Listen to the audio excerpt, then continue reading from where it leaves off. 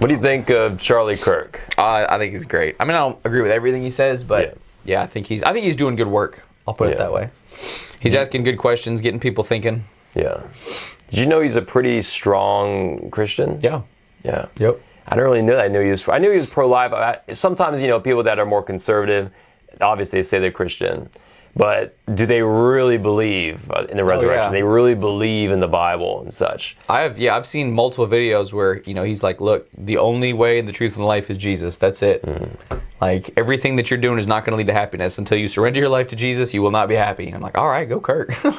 Right. Truth, brother. I think this is the first clip I've seen where actually, he's talking about that, why he's a Christian. So check this out. Yep. This guy, I don't know if he's a Satanist or not, but he's asking. He's definitely rocking Charlie the Satanist shirt. So. Yeah. Are you a Christian by any chance? Very, very much so. Like, why is that exactly? Jesus saved my life. I'm a sinner, gave my life to Christ, most important decision I ever made. So you believe the Bible is real? Yes, I believe the Bible is true and real. Yeah. Why is that?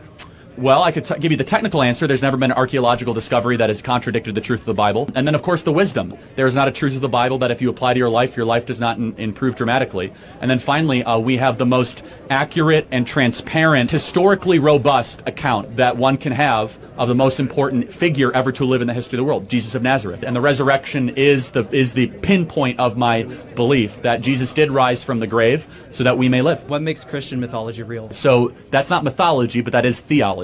If Genesis 1:1 and the resurrection is true, anything in the Bible is possible. You're looking at the greatest miracle. The greatest miracle is creation. And then the fact that Jesus rose from the dead. And I say, how do you know that Jesus rose from the dead? Well, show me another historical piece of a story where so many people willingly died a brutal death for a lie. Every single person around him had everything to lose, and yet they went to the absolute death, from Paul to Peter to the half-brother of James, saying that Jesus is Lord, Jesus rose from the dead. Not to mention, if you were going to fake a story, you would not use female witnesses in the ancient world. In the scriptures, it said that the women were the first one to see Jesus Christ. If you're trying to fake a story, you would never do that.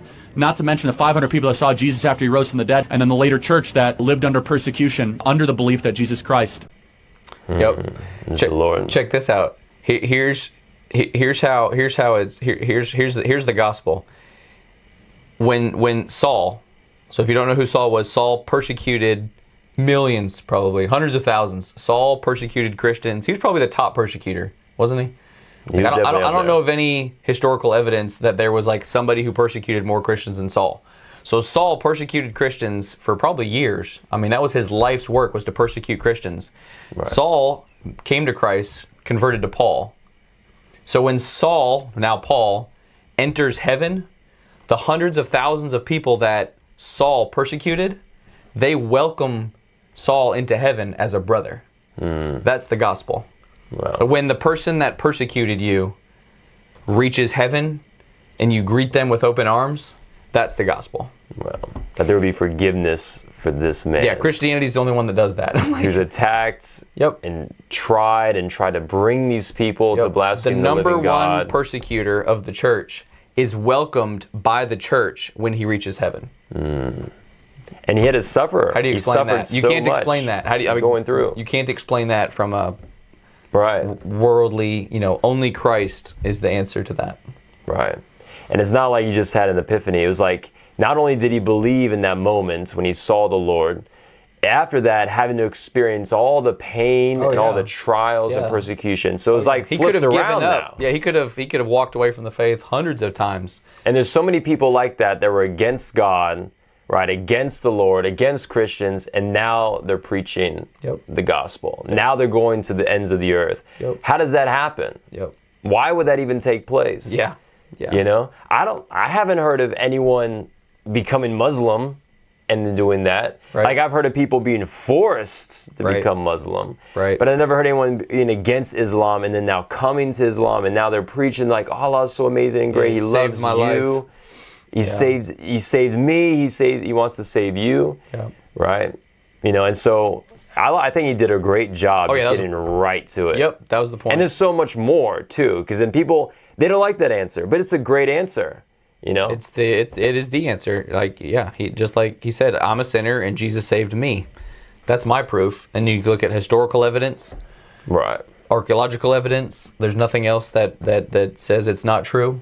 There's no other old archaeological texts that prove anything contrary to the Bible. It all just lines right up with it. It's amazing. And then the question is that enough?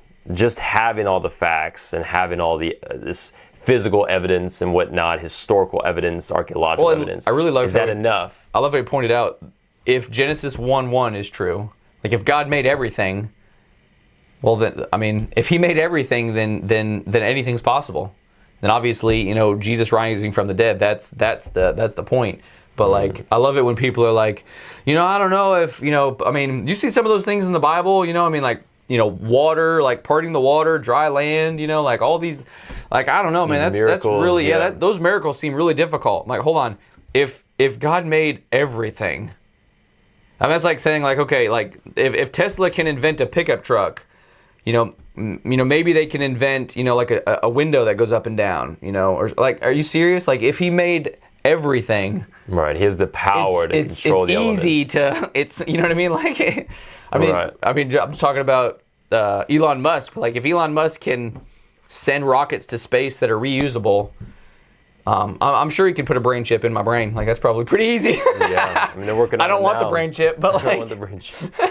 It's probably easy for him. I mean, yeah, this guy has electric cars and invented PayPal, and he has reusable rockets. Like, yeah, brain chips are probably not that hard. I don't know. And I think it's important to note too, anyone watching this is like, yeah, but all these, it's like the Bible is the compilation of thousands of years of one of the main God events of the world. Yep. Like these various things, they're all compiled. Yep. It seems crazy, but if you were to take right now the past 10 years, if we were able to get all the miracles that have happened, the most extraordinary miracles that have happened from God, it would probably look maybe even more crazy. I don't want to say, I mean, it would look pretty crazy. It'd be a huge book. I mean, these God's miracles done so that are much happening in the last right 10 now, years. even right now in the past 24 hours, with billions of people, like miracles are breaking out all over. Yep. And if we were to put them in a book, be like, that book read is it. That book's not real, but it's happening. Yep.